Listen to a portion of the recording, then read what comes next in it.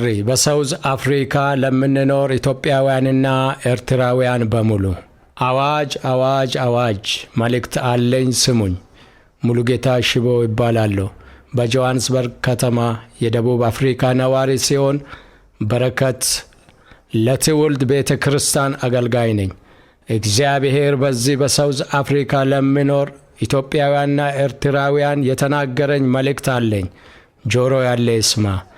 ለክርስቲያን፣ ለሙስሊም፣ ለሁሉም ዘርና ሃይማኖት ሳትለይ ለሕዝቤ በከተማ ወጥተህ በኃይል ጩህ አለኝ። መልእክቴን አውጅ ብሎ ተናገረኝ።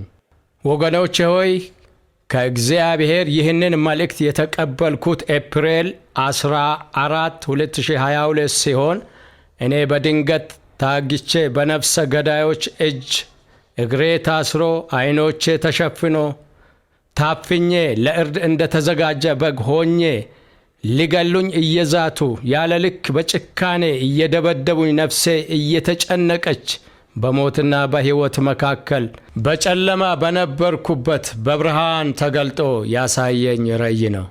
እንዲህም አለኝ፣ ልጄ ሆይ በጂፒ ታውን ወጥተህ ለ7 ተከታታይ ቀናት ጩህ፣ የሚነግርን ቃል ተናገራቸው አለኝ።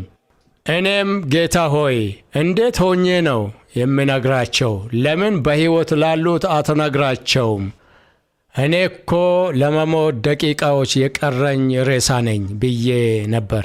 ጌታም የሚያደርገውን ያውቅ ነበርና እንደሚያድን በራሱ ተማምኖ ተናገረኝ። እኔንም ከሞት ጉድጓድ አውጥቶ አድኖኝ ዛሬ በእናንተ ፊት አቆመኝ። እኔም ከሞት የዳንኩ ወንድማችሁ በጨለማ ቤት የተናገረኝን በብርሃን እነግራችኋለሁ፣ ስሙኝ። እግዚአብሔርም ለሕዝቤ እንዲህ ብለህ ተናገር አለኝ። ሕዝቤ ሆይ ወዴት ነህ ያለኸው? ተመለስ፣ ና ወደ እኔ፣ ግባ ወደ ቤቴ። ምን ነው አንተን ከየት እንዳነሳው እንዳከበርኩ ያልሰራኸውን ቤቶች፣ ያልገነባኸውን ሕንፃዎች፣ የምድሪቷን በረከቶችን በሙሉ ሰጥቼ ምን ነው ከፊቴ ሸሸ? ከቤቴ ወጣ? ሕዝቤ ሆይ ተመለስ፣ ግባ ወደ ቤቴ ይላል የሰራዊት ጌታ እግዚአብሔር። ደግሞም እንዲህ አለኝ፣ የሀገሪቱን መንግሥትንና ባለሥልጣናትን እንዲያገለግሉ አሳልፌ ብሰጥህ፣ አንተ ግን እነርሱን በመጠቀም የወንድም መዘረፊያ፣ ማሰቃያ፣ መግደያ አድርገ ላትኖርበት ተጠቀምክባቸው ይላል የሰራዊት ጌታ እግዚአብሔር። ደግሞም እንዲህ አለኝ፣ ሕዝቤ ሆይ አድምጠኝ። ብዙ ዘመን ራራውልህ፣ ብዙ ዘመን ይቅር አልኩ። መመለስ አቃተ፣ ልብህን አደነደንክ። አሁን ግን አንተ በሠራኸው ክፋት መሠረት እኔም የማስተላልፈውን የቁጣዬን በትር ለመቀበል ተዘጋጅ። ጅራፌን አነሳለሁ፣ እቀጣችኋለሁ፣ በረከታችሁንም ከእጃችሁ ታጣላችሁ።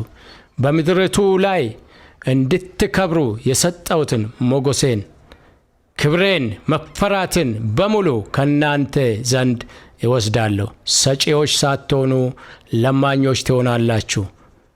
ባትመለሱ ዘመናችሁ የሐዘን፣ የውርደት እና የሞት ይሆናል ይላል የሰራዊት ጌታ እግዚአብሔር።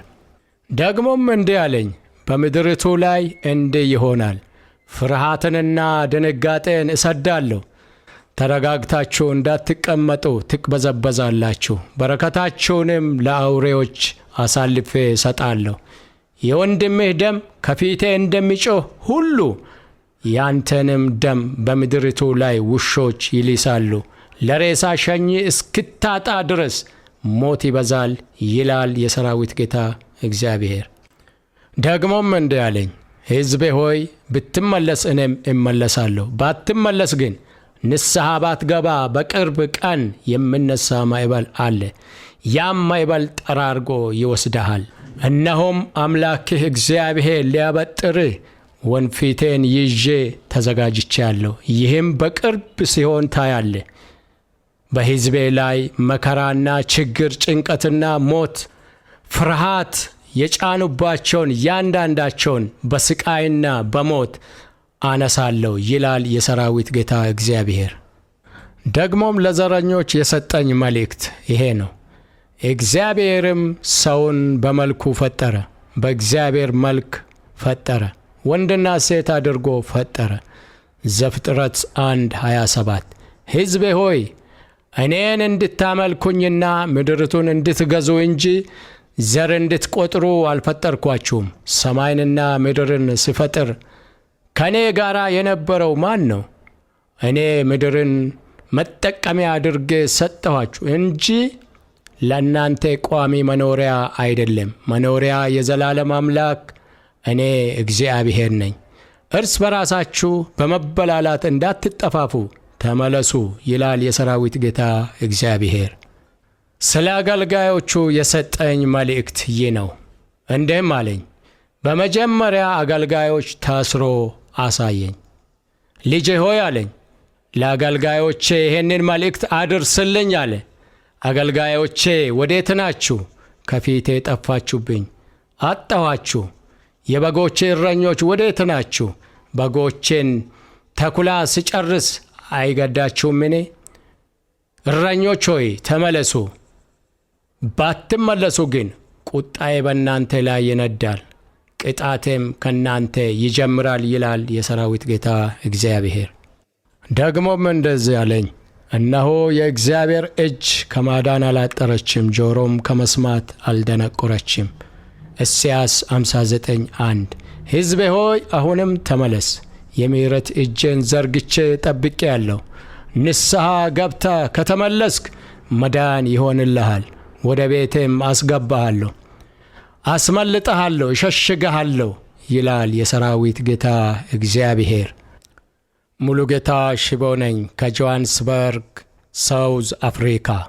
እና ወገኖቼ ይሄንን መልእክት የምትሰሙ ሁሉ ወደ እግዚአብሔር እንድትመለሱ፣ እንድትጮሁ፣ ወደ እግዚአብሔር ሐሳባችሁን፣ ልባችሁን እንድታነሱ፣ ካላችሁበት መንገድ ሁሉ እንድትመለሱ እግዚአብሔር ይሄንን መልእክት አድርስ ብሎኝ ልኮኛልና ይሄንን ሰምታችሁ በእግዚአብሔር ፊት እንድትወድቁ፣ ንስሐ እንድትገቡ እግዚአብሔር ይጠይቃችኋል። የምሕረት እጆቹ ዛሬም ተዘርግቶ እየጠበቀ አለ።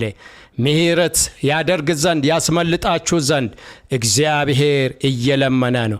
እምቢ ብትሉ ግን፣ ብታምፁ ግን ቁጣ ይብስባችኋል፣ በትሩ ይብስባችኋል። በቅርብ ጊዜ የሚሆን ነገር አለ ብሎ እግዚአብሔር አስጠንቅቆ ተናግሮኛልና ይሄንን መልእክት እግዚአብሔር ስሰጠኝ የነበርኩበት ሁኔታ ለማንም ብናገር በጣም ከባድና ዘግናኝ፣ በጣም አስጨናቂ በሆነው ሕይወቴ ከሞትና ከመኖር መካከል ባለችበት ቦታ ላይ እግዚአብሔር ይሄንን ተናገረኝ። ይሄን ሰምታችሁ እንድትመለሱ፣ እንድንመለስ፣ ንስሐ እንድንገባ እግዚአብሔር ይርደን። የሚሰማ ጆሮ ያለው ይስማ። ጌታ ኢየሱስ ይባርካችሁ፣ እንድትመለሱም ይርዳችሁ እላለሁ።